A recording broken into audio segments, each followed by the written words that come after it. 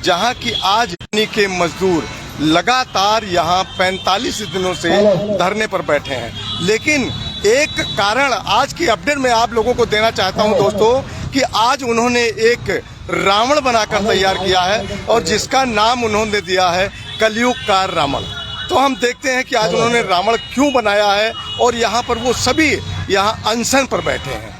तो देखते हैं कि क्यों उन्होंने बनाया है कलयुग का रावण। आप भी देखिए क्यों बनाया कलयुग का रावण। देख सकते हैं ये लोग यहाँ पर आपको बता दूं कि यहाँ पर ये सभी लोग मौजूद हैं। हम अपना अधिकार मांगते, हम अपना अधिकार मांगते। जो जुल्म की टक्कर में, जो जुल्म की टक्कर में डॉल्फिन मैनेजमेंट शर्म करो, डॉल्फिन मैनेजमेंट शर्म करो। हम अपना अधिकार मांगते, हम अपना अधिकार मांगते। बिन हवा न पत्ता हिलता है।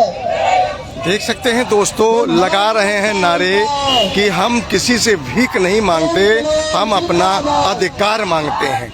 तो दोस्तों सबसे अहम चीज आज आपको दिखाएंगे। शोषण हुआ हमारा है, शोषण हुआ हमारा है, शोषण हुआ हमारा है। मजदूर मजदूर मजदूर मजदूर लड़के लेंगे, लड़के लेंगे। मजदूर मजदूर मजदूर मजदूर हर जोर जुल्म की टक्कर में, हर जोर जुल्म की टक्कर में आदेश दे।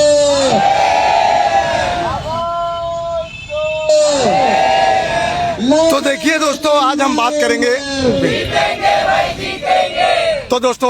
करेंगे कि यहाँ जो मजदूर बैठे हैं और ये सभी आज अनशन पर बैठे हैं। सभी लोगों को आप देख सकते हैं कि ये सभी अनशन पर बैठे हैं। ये महिलाएं हैं, जबकि दशहरा है, त्योहार है, ये इनको अपने घरों में रहना चाहिए और नवरात्रि का चल रहा है टाइम। ये सभी लोगों को, महिलाओं को व्रत रखना चाहिए और रखती हैं व्रत, लेकिन आज ये अनशन पर बैठी हैं।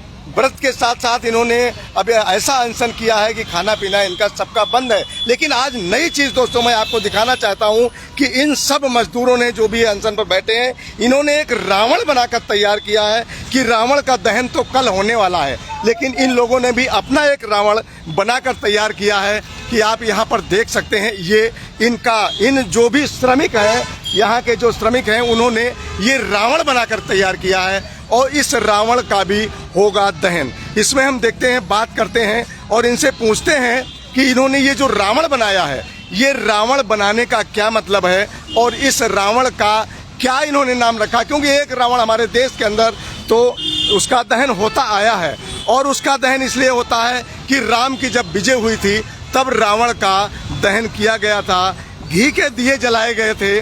तो तभी ये प्रथा चली आ रही कि रावण का होता है दहन। अब हम यहाँ बात करेंगे जो श्रमिक हैं, उनसे हम बात करेंगे। आप क्या कहना चाहेंगे कि आज जो ये आपने पुतला, ये रावण बनाया है, रावण बनाने का क्या मतलब है आपका? ये रावण क्यों बनाया है, क्या रीजन? रावण एक रामराज का रावण था जिसे राम जी ने मारा था। आज सत्य पे सत्य की विजय, धर्म पर अधर्म का नाश हुआ, धर्म की विजय हुई थी और सत्य का नाश हुआ था, सत्य की जीत हुई थी। लेकिन आज कलयुग में ये कलयुग का रावण आज हम लोगों ने बनाया है। आज कलयुग में उल्टा हो रहा है, जो सत्य है वो गलत है और जो असत्य है वो ठीक है। शासन प्रशासन को सब कुछ दिखाने के बाद, सारे प्रूफ देने के बाद, हम डॉल्फिन मजदूर संगठन के लोगों ने सब कुछ प्रूफ देने के बाद आज हम 45 दिनों से धरने में बैठने, कोई कार्रवाई नहीं हो रही है। आज जो चल रहा है देश के अंदर सबसे ज्यादा भ्रष्टाचार, आज सबसे ज्यादा भ्रष्ट कोई है तो हमारे। कल अगर आपसे बात करें कि तो कल आपकी बात हुई थी विधायक शिव अरोड़ा, जो क्षेत्रीय विधायक हैं शिव अरोड़ा जी, उनसे आपकी कुछ चर्चा हुई थी, सुनने में आया था, क्या कुछ हुआ था उनके साथ? हाँ, विधायक जी से बात हुई थी। विधायक जी ने बोला था मैंने एडीएम सर से बात कर ली है और मंगल के दिन आपकी वार्ता है, मंगल के दिन आपका फैसला हो जाएगा। विधायक जी ने आश्वासन दिया था कि मंगल के दिन मैं कराता हूँ आपका, जैसा भी है करा दूंगा। विधायक जी ने आश्वासन दिया था और हमें उनसे उम्मीद भी है और एक विश्वास भी है, क्योंकि हम लोग तो कल अमरनाथ में बैठ गए थे, लेकिन विधायक जी ने इस प्रकार हमें समझाया और वो यही कहा था कि मंगल के दिन तो हमें अपने क्षेत्रीय विधायक होने के नाते हमें उनकी बात भी माननी चाहिए थी। अगर हम उनकी बात नहीं मानते तो हमारे लिए भी गलत था। और हमारे विधायक हैं, अगर विधायक जी ने बोला है तो हमें विश्वास भी है विधायक जी पे, तो हमारे काम जल्द से जल्द हमारी समस्या को समाधान कराएंगे। तो अभी हम आपसे जानना चाहेंगे कि जो ये आपने रावण बनाया है, ये रावण आपने बनाया है, इसके विषय में बताएं। आपने ये जगह जगह जो इसमें लिखा हुआ है, जैसे मैं पहला, जैसे आपके दशानंद, रावण को दशानंद भी कहा जाता है, 10 सिर थे और 20 भुजाएं थीं। तो आपने 10 सिर ये बनाए हैं। ये पहले सिर में अगर मैं अपने लेफ्ट साइड से बात करूं तो पहले आपने रावण के सिर के नीचे लिखा है, क्या लिखा है वो आप अपने खुद बताइए, सामने पहुंचकर क्या बताएंगे? भ्रष्टाचार, क्योंकि आज देश में भ्रष्टाचार अपनी चरम सीमा पर है। जैसे आपने श्रम विभाग में देखा होगा, नोटों की गड्डियां मिल रही हैं, जहां अधिकारी नोटों की गड्डियां तो खा रहे हैं लेकिन मजदूरों की समस्याओं का समाधान नहीं कर रहे। मजदूरों की समस्याओं का समाधान नहीं कर पा रहे हैं, वो मालिकों से पैसा खा रहे हैं। तो पहली समस्या हमारी भ्रष्टाचार। दूसरी आपकी दूसरा भी कुछ लिखा है। हम अपने एक मिनट आप रुकिए जरा, मैं अपने दर्शकों को दिखाना चाहूंगा कि दूसरा शब्द क्या लिखा है। पहला तो लिखा है भ्रष्टाचार, दूसरा लिखा है सांप्रदायिकता। हाँ। तो ये सांप्रदायिकता का क्या मतलब हुआ? संप्रदाय का मतलब ये इस देश में सभी जाति धर्म के लोग रहते हैं। अगर यहाँ आपस में लड़ाने की राजनीति होती है हिंदू मुसलमान के नाम पे या किसी जगह, तो ये गलत है, क्योंकि यहाँ मुसलमान भी बहुत क्षेत्र है और हिंदू बहुत क्षेत्र। अगर ऐसी स्थिति उत्पन्न होती है देश के अंदर तो ये देश के लिए हानिकारक है, यहाँ के लोगों के लिए हानिकारक है सबसे ज्यादा। क्योंकि ना तो आने वाले टाइम में हिंदू डरेगा ना मोहम्मदन डरेगा, नहीं ऐसे लोगों को भड़का के आपस में लड़ाया जाएगा तो फिर तो देश का विनाश ही होगा। क्या हो सकता है, जैसे बांग्लादेश में हुआ, श्रीलंका में हुआ और देशों में, अफगानिस्तान में हुआ और देशों में ऐसा हो रहा है। तो ये कट्टरवादिता जहाँ भी है वो गलत है, किसी भी में हो। अब हम तीसरे शब्द की बात करेंगे। पहला तो हो गया आपका भ्रष्टाचार, दूसरा होगा सांप्रदायिकता और तीसरा शब्द है महिला हिंसा।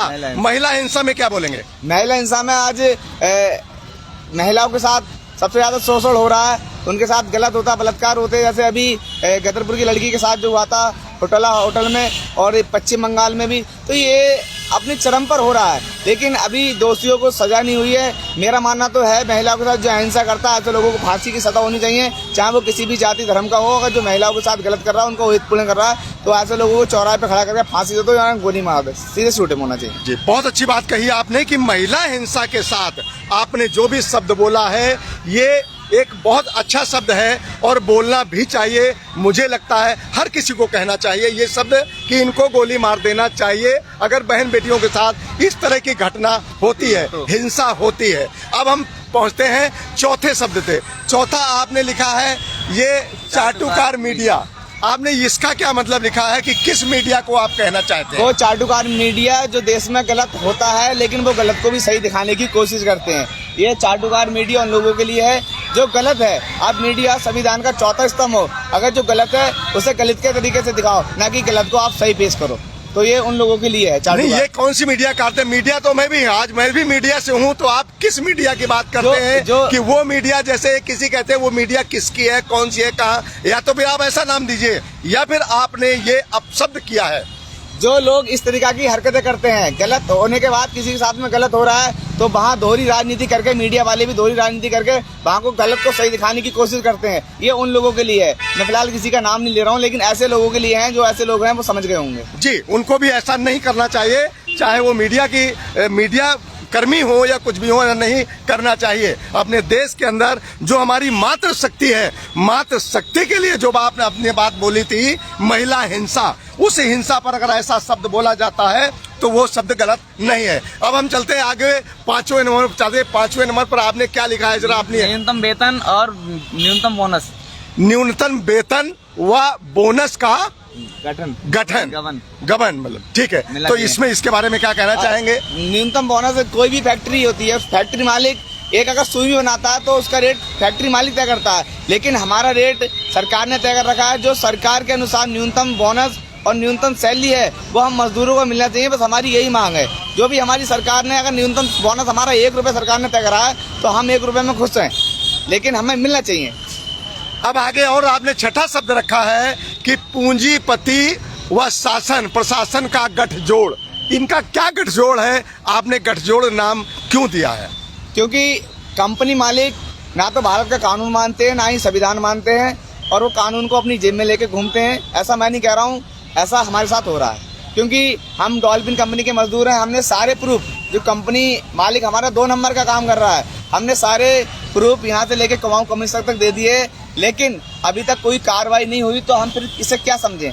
हमारे पास फर्रे लेके आ जाते हैं भी तुम ये गलत कर रहे हो, ये गलत कर रहे हो, लेकिन कोई भी शासन प्रशासन का अधिकारी कंपनी मालिक के पास क्यों लेके नहीं जाता? जब हमने जनवरी में एक हड़ताल करी थी तो हम 21 लोगों पर 716 का मुकदमा दर्ज हुआ था। जब हम यहाँ के DIG से मिलने गए थे तो DIG ने बोला था कि 716 की कार्रवाई एक तरफ नहीं हो सकती, कंपनी मालिक पे भी होना चाहिए, लेकिन कंपनी मालिक पर कोई कार्रवाई नहीं हुई। तो ये पूंजीपति शासन प्रशासन का गठजोड़ दिखाता है। तो ये आपका हो गया पूंजीपति व शासन प्रशासन का गठजोड़। अब आगे हम चलते हैं। एक आपने लिखा है महंगाई, क्योंकि ये अगर हम आप बात करें 3 5 6 7वें में 7वें सिर में, मतलब 5 सिर दोनों तरफ है।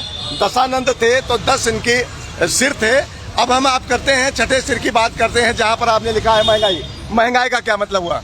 महंगाई आज इस टाइम अपनी चरम सीमा पर है। लोगों को न्यूनतम बोनस भी नहीं मिल रहा, ना न्यूनतम सैलरी मिल रही है।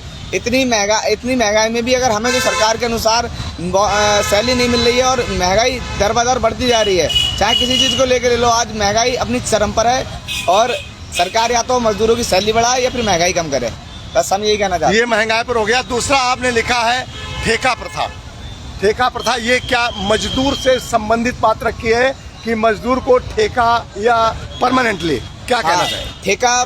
ठेका प्रथा का मतलब अगर शुद्ध हिंदी में उच्चारण उसका करोगे तो जो ठेका होता है वो दलाली करने वाला, मालिक और मजदूर के बीच के दलाली करने वाले को ठेकेदार बोलते हैं। जैसे आज भी हमारे देश में अंग्रेजों के बनाए हुए पुल आज भी खड़े हैं, लेकिन सरकारों के बनाए हुए पुल जो ठेकेदार को ठेका दे दिया, सरकार आज जो ठेका लेते हैं वो उसमें आधी मिट्टी मिलाते हैं, आधा सीमेंट मिलाते हैं, वो पुल 5 साल नहीं टिकते। वो सरकार से पैसा पूरा लेते हैं, मजदूर को पैसे कम देते हैं, लेकिन वो उसमें भी दलाली खाते हैं। तो ये ठेका प्रथा चाहे मजदूरों के बीच की हो, चाहे मालिक और मजदूर के बीच के जो बीच में दलाली खाता है, वो ठेका ऐसी ठेकेदार प्रथा बंद होनी चाहिए। जो मजदूर की न्यूनतम सैलरी वो मजदूर की जेब में जानी चाहिए। मालिक का संपर्क सीधे मजदूर से, मजदूर का संपर्क सीधे मालिक से होना चाहिए। जो उनकी मेहनत की कमाई है, बीच वाला बंदा कोई खाने वाला नहीं। तो ये आपने बात कही कि ठेका का मतलब ये हुआ कि ठेका बीच में बंद होना चाहिए, डायरेक्शन होना चाहिए कि जहां से मतलब है वो वहीं से मतलब रखे, बीच में ठेका बंद हो, ठेका शब्द हटना चाहिए। फिर आगे आपने लिखा है ये आसमान वेतन, ये क्या है? असमान वेतन और बेरोजगारी, ये दोनों चीजें आप एक साथ बता दीजिए कि असमान वेतन और बेरोजगारी इसका क्या मतलब है? असमान वेतन मतलब लोगों को आधा आधा वेतन, जैसे महिलाओं को अलग दिया जाता है, पुरुषों को अलग वेतन दिया जाता है, हेल्परों को अलग। और तो मेरा कहने का मतलब अगर महिला हेल्पर भी हैं तो उन्हें महिला पुरुष जो जेंट्स हैं उसके बराबर सैलरी मिलना चाहिए। ये भेदभाव नहीं है। हमारे संविधान आर्टिकल 14, आर्टिकल 15, आर्टिकल 16 में वहाँ साफ लिखा है कि चाहे महिला हो, किसी के साथ लिंग, जाति, धर्म के आधार पर कोई भेदभाव नहीं किया जाएगा। जो सैलरी आप अगर आप पुरुष को दे रहे हो तो वो एक महिला हेल्पर को देनी पड़ेगी। लेकिन हमारे यहाँ चुटकुले में बहुत सी कंपनी ऐसी हैं जो आज भी महिलाओं से 5-5, 6-6 हज़ार रुपये में काम कराती हैं। बेरोजगारी, आज बेरोजगारी अपनी चरम पर है। आप देखते होंगे जगह जगह, यहाँ भी ये जो अड्डा बना हुआ है तो यहाँ पर बेरोजगार खड़े होते हैं। रोजगारी है ही नहीं हमारे देश में। अगर हम लोग रोजगार मांगते हैं, अपनी आवाज़ उठाते हैं तो उल्टा हमारे लोगों के ऊपर कार्रवाई हो जाती है। तो सरकार से भी अनुरोध है कि जो मजदूर वर्ग के लोग हैं इनके लिए ज़्यादा से ज़्यादा रोजगार दिया जाए। सरकार से अनुरोध है हमारा ये। तो देखिए दोस्तों, बिल्कुल सही कहा है इन्होंने कि रोजगार तो नहीं है, रोजगार नहीं है, लेकिन अगर रोजगार है तो कहाँ है? अगर बेरोजगार है, इन्होंने बेरोजगार की बात की, तो बेरोजगार की वजह से ये जो लोग आज अनशन पर बैठे हैं, ये बेरोजगारी का ही मतलब है कि आज ये अनशन पर बैठे हैं। अब हम बात करेंगे, फिर दोबारा से हम फिर बात करेंगे आपके रावण की, फिर हम दोबारा बात करेंगे आपके रावण की। दर्शकों देख सकते हैं आप लोग, ये रावण, ये आज जो सिटकुल डॉल्फिन कंपनी के मजदूर श्रमिक यहाँ पर बैठे हैं, उन्होंने इस रावण को आज बनाकर तैयार किया है और उसको नाम दिया है कलयुग का रावण। संकेत इनका है कि आज भी इनके साथ जो हो रहा है वो रावण की तरह, जो रावण को बताया जाता है कि रावण अत्याचारी था, उसी तरह का अत्याचार इनके साथ हो रहा है। क्या कुछ कहना चाहेंगे? ये बात क्या मैं सच कह रहा हूँ या क्या है? हाँ, ये सच बात है, क्योंकि वो रावण कैसा भी था, उसने हमारी माता सीता का हरण किया, लेकिन उसने कभी हाथ नहीं लगाया। हम हर साल उसका पुतला जलाते हैं, लेकिन आज घर घर में रावण है। आज मजदूरों के साथ, गरीबों के साथ, किसानों के साथ देश के अंदर शोषण उनको उत्पीड़न होता है, लेकिन वो सारे प्रूफ देने के बाद भी अगर ऐसे लोगों के ऊपर कार्रवाई नहीं होती तो आज के टाइम में वो सारे के सारे रावण हैं, और सारे के सारे रावण से भी कहीं ज़्यादा बेकार हैं। क्योंकि रावण एक ज्ञानी था, दशानंद था, लेकिन उसने कभी माता सीता को टच नहीं करा। लेकिन यहाँ ये लोग मजदूरों का शोषण करते हैं, मजदूरों की मेहनत पूंजी पर अपना कब्जा जमाते हैं। जैसे पूंजीवाद मुर्दाबाद लिखा है, पूंजीवाद मुर्दाबाद हम लोगों ने क्यों लिखा है? क्योंकि हमारी जो न्यूनतम सैलरी वो आप नहीं देते। हम मेहनत कर मजदूर हैं, मेहनत करने के बाद आप हमें वही 400-500 रुपए की सैलरी पकड़ा देते हो। हमारे मालिक हम इस सीट कवर बनाते हैं, अगर मैं अपनी कंपनी में 3 सीट कवर एक दिन में बनाता हूँ तो उनकी कीमत कम से कम 15,000, न्यूनतम बता रहा हूँ, सबसे बेकार से बेकार 15,000। लेकिन हमें मिलता कितना? 15,000 में तो एक दिन का 400 रुपये, 450 रुपये यही मिलता है, इससे ज़्यादा नहीं मिलता। अगर हम 15,000 का काम करके दे रहे हैं आपको, तो हमारी सैलरी कम से कम 20,000 तो होनी चाहिए। कोई हम गलत तो नहीं। अगर हमने आपको 15,000 का काम करके दिया तो हम 700 रुपये तो पर डे के मांग रहे हैं, हमें 700 रुपये देने में क्या दिक्कत है? लेकिन हमें ओवर टाइम मिलता है, लेकिन ओवर टाइम सिंगल मिलता है, जबकि ओवर टाइम सरकार के अनुसार डबल मिलना चाहिए, ओवर टाइम सिंगल ही मिलता है। तो ये पूंजीवाद सिर्फ और सिर्फ मजदूरों का खून चूसते हैं। जब तक हमें सांस रहती है, जान रहती है, तब तक हमसे डबल मेहनत करवाते हैं, लेकिन ये हमें न्यूनतम सैलरी भी नहीं देते। इसीलिए आपने रावण का नाम दिया है। रावण जी, तो आपको और एक चीज और दिखाना चाहेंगे कि ये चीज अभी आप लोगों से बच गई थी, उसका मतलब नहीं समझ में आया था, ना ही मैंने अभी इन श्रमिक से जाना था। इधर और भी एक चीज लिखी है जो कि इन्होंने अभी जवाब दिया है, जिसमें लिखा है, ये आप देख सकते हैं, गौर से इसमें देखें कि पूंजीवाद लिखा है, उसके नीचे लिखा है मुर्दाबाद। पूंजीवाद मुर्दाबाद, पूंजीवाद को मुर्दाबाद इन्होंने दिया है क्योंकि इनके अंदर जो इस समय क्रोध है, आक्रोश है, वो ये इनके अंदर बर्दाश्त नहीं कर पा रहे हैं। कितना भी कंट्रोल करते हैं, लेकिन कुछ न कुछ ऐसे शब्द इनके मुंह से इस समय निकल जाते हैं। दूसरी एक चीज और इन्होंने लिखा है कि नए आपराधिक कानून, इन्होंने जो कानून अभी हैं उन कानूनों पर भी इन्होंने ध्यान दौड़ाया है कि नए आपराधिक कानून की बात की है। और ये एक जो आपने इसमें और मजदूर विरोधी श्रम संस्थाएं, मजदूर विरोधी श्रम संस्थाएं जी जी। तो आज इन्होंने अपने क्रोध को यहाँ पर दर्शाया है, क्योंकि इनका आक्रोश और क्रोध रुक नहीं रहा है। आज इन्होंने इतने दिनों के बाद एक रावण भी बना के तैयार किया है। दोस्तों, बहुत देर मैंने बात की, आप देख सकते हैं यहाँ पर जो भी श्रमिक बैठे हैं, अब उनमें से कुछ महिलाएं भी हैं, उनसे भी हम बात करेंगे कि वो क्या कुछ कहेंगी, क्योंकि यहाँ पर ये महिलाएं बैठी हैं। आज का दिन है, इनका व्रत का है, क्योंकि नवरात्रि चल रहे हैं, लेकिन ये यहाँ पर बैठी हैं। क्या कुछ कहना चाहेंगी महिलाएं, किसको क्या कहना है? जी, क्या कहना चाहेंगी आज आप?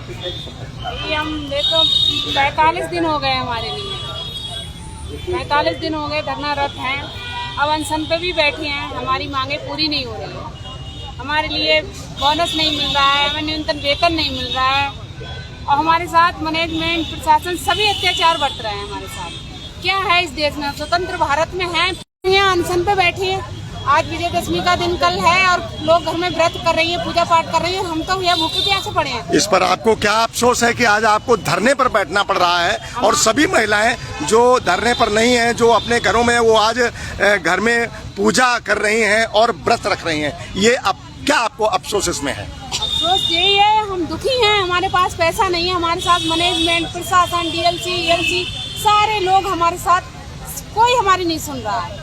यहाँ के प्रतिनिधि हैं शिव अरोड़ा जी, इनने भी, इनके पास तारीख पे तारीख लगाते रहते हैं। अगर हमारी बात सुनते तो आज हम क्यों यहाँ बैठे होते?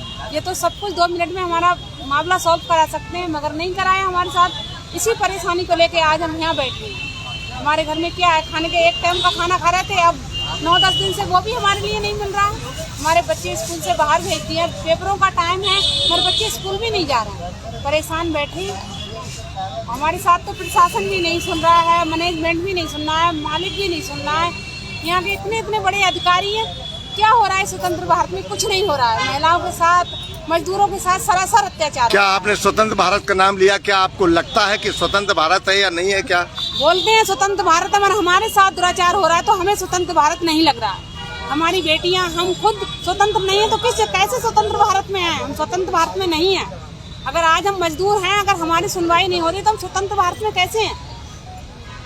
और भी महिलाएं हमारे साथ हैं, उनसे भी हम जानेंगे क्या कुछ कहेंगे। क्या कहना चाहेंगे आप? आज 45 दिन हो गए बैठे हुए यहाँ पे, कोई सुनवाई नहीं हो रही है हमारी। 3 टाइम खाना खाने वाले 1 टाइम खाना, वो भी खाना त्याग दिया है। बच्चों की स्कूल मतलब आपने वो भी खाना त्याग दिया है। आज आप लोग अनशन पर बैठे अनशन पे बैठे हैं, हुए मतलब भूखे प्यासे बैठे हैं आपको। जी, हमारे बच्चे हैं देखिए छोटे बच्चे हैं, स्कूल में फीस जमा नहीं हो पा रही है, इनके पेपर आ गए हैं। तो देखते हैं आप क्या कहना चाहेंगी। धरने पर यहाँ बैठी हैं आप, कब से बैठी हैं और क्या कुछ आप कहना चाहेंगे? 45 दिन हो गए हमें बैठे हुए। जी, 45 दिन हो गए हमें बैठे हुए यहाँ। 45 दिन? हाँ, 45 दिन हो गए।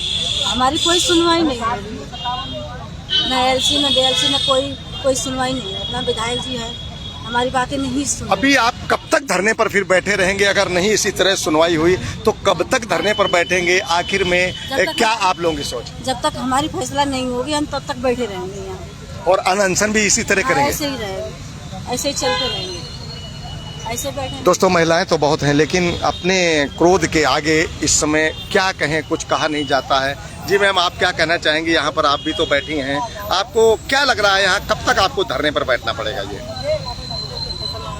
जब तक फैसला नहीं होगा तब तक बैठेंगे। जी, जब तक बैठना पड़ेगा तब तक बैठेंगे। तो दोस्तों, यहाँ पर आप देख सकते हैं कि यहाँ पर ये महिलाएं जो भी बैठी हैं, तो ये महिलाएं सभी आज अफसोसजनक इनको कहना पड़ रहा है, क्योंकि आज इनका व्रत का दिन है, व्रत इनको रखना चाहिए, लेकिन ये ना ही तो व्रत रख पा रही हैं और ना ही धरने पर बैठे रहेंगे। क्या कब तक आप धरने पर इसी तरह बैठे रहेंगे अनशन पर? धरने पर जब तक यहाँ का प्रशासन बैठा लेगा और जब तक यहाँ के प्रतिनिधि बैठा लेंगे, जब तक बैठना ही पड़ेगा, क्योंकि ये लोग ही हैं जो हमारी समस्याओं का समाधान कर सकते हैं और ये लोग हमारी सुन नहीं रहे। ऐसी स्थिति में तो हम लोगों को बैठना ही पड़ेगा, इसके सिवाय तो और कोई रास्ता है नहीं।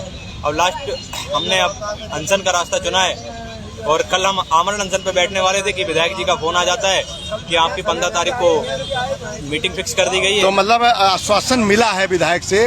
हाँ, क्या मिला? विधायक जी से आश्वासन मिला था। कल उन्होंने फोन करके कहा था कि आपकी मीटिंग फिक्स कर दी है 15 तारीख को एडीएम साहब की अध्यक्षता में और आपका 15 तारीख को फैसला हो जाएगा और आप अनशन पर मत बैठो, इस तरीके के उन्होंने कहा। तो हमने कल आमरण अनशन पर नहीं बैठे, लेकिन अगर 15 तारीख को हमारा फैसला नहीं होता तो फिर हम आमरण अनशन पर बैठने के लिए मजबूर होंगे।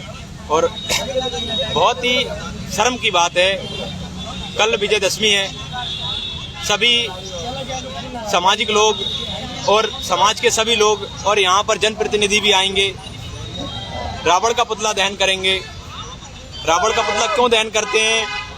असत्य पे सत्य की जीत, अधर्म पे धर्म की जीत। अब धर्म कहाँ है? लेकिन आपने जो ये रावण बनाया है, इसका नाम आपने दिया है कलयुग का रावण। वो तो जीत अगर हुई थी तो जीत पर उन्होंने पुतले को दहन करेंगे, लेकिन आप इस पुतले को बनाकर क्यों खड़ा किया आपने? आप क्या करेंगे इसका? हम इस पूंजीवादी रावण को, जो ये पूंजीवादी रावण है, जो ये मजदूरों का शोषण कर रहा है, जिसको आज हम देख सकते हैं प्रिंस धवन के रूप में, डॉल्फिन कंपनी का जो मालिक है उसके रूप में देख सकते हैं, जिसको हम प्रशासन के तौर पे देख सकते हैं, जो ये मजदूरों की सुन नहीं रहे हैं, मजदूरों का शोषण करने में कंपनी मालिकों को संरक्षण दे रहे हैं। उस रावण को हम दहन करेंगे विजयदशमी के दिन। तो इस रावण को जलाने की आवश्यकता है। मतलब आप पूंजीपति रावण, इसका नाम फिर ये हुआ, ये पूंजीपति रावण है। बिल्कुल। पूंजीपति रावण को आप दहन करेंगे? बिल्कुल बिल्कुल, ये पूंजीपति रावण है। ये मजदूरों का, गरीब मेहनतकश लोगों का जो शोषण ये कर रहा है, ये जिला प्रशासन के संरक्षण में इस रावण को जलाने की आवश्यकता है। यहाँ के जनप्रतिनिधियों को ये रावण जलाने की आवश्यकता है, ना कि उस रावण को जलाने की आवश्यकता है।